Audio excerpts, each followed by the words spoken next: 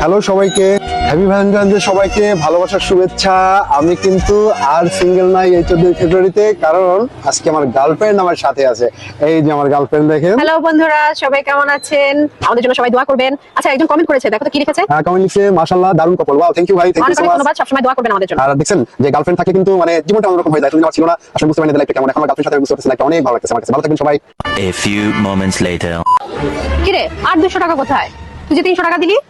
আরে বন্ধু, বেকার মানুষ, তুই 200 কম রাখ না, এমন করছ কেন? দেখ, তোর গার্লফ্রেন্ড হিসেবে লাইভে আসার জন্য 500 টাকা দিবি বলছিলি। আরে হ্যাঁ বলছিলামই তো, কিন্তু আমার কাছে নাই আর, বিশ্বাস কর। নাই মানে কি?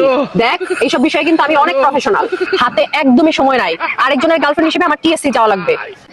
আরে বাবা, সত্যি আমার কাছে নাই, তুই বুঝছ না কেন?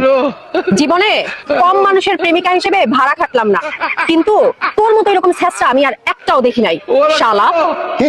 আমি চেষ্টা চেষ্টা আমি পালে টাকা আদায় করে নিস, তোর 200 টাকা আমি দিন। যা। এই চাচা, তুই আমার 200 টাকা খায়া বড় লোক হইতে পারবি না। তোরে আমি অভিশাপ দিলাম, তোর জীবনে কোনোদিন প্রেমও হবে না, গার্লফ্রেন্ডও হবে না। মনে রাখিস। যা যা। আরে যা যা যা, পারিস করে নিস, যা।